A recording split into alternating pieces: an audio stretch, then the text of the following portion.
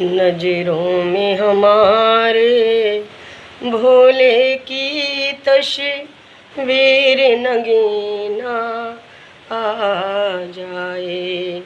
नजरों में हमारे भोले की तस्वीर नगीना आ जाए।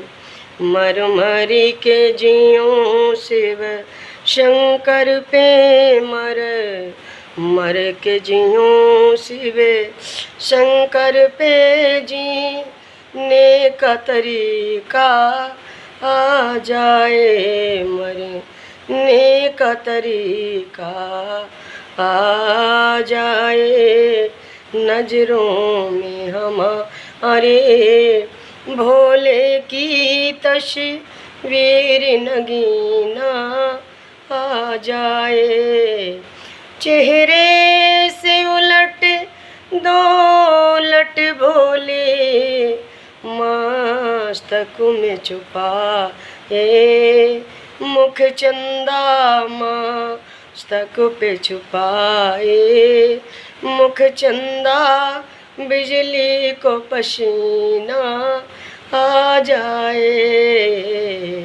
नजरों में हमारे भोले की तस्वीर नगीना आ जाए। तस्वीर नगीना आ जाए।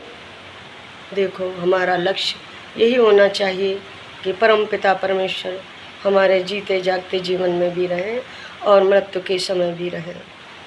जब हमारा इस तरीके से लक्ष्य भक्ति की ओर बढ़ेगा और भगवान हमें अपनी तरफ प्रोत्साहित करेंगे और हमें समझाएंगे कि हम तेरे जीवन में उस लोक में भी रहें और इस लोक में भी तेरे रहें जिस लोक में मैंने भेजा है, और इस लोक में भी तू रहे जहाँ पे हमारा निवास स्थान है।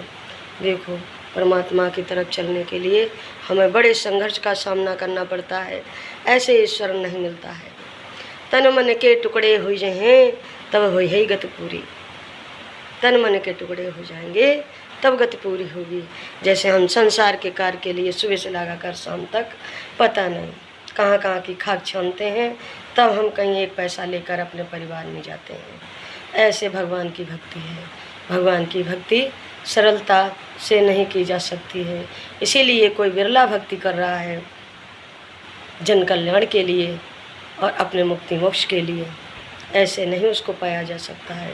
ये शिव जो हैं ये सबके अंदर बैठे हैं और वो जात पात नहीं देख रहे हैं, वो कोई मजहब नहीं देख रहे हैं और सबको अपने अंदर में समाहित किए बैठे हैं।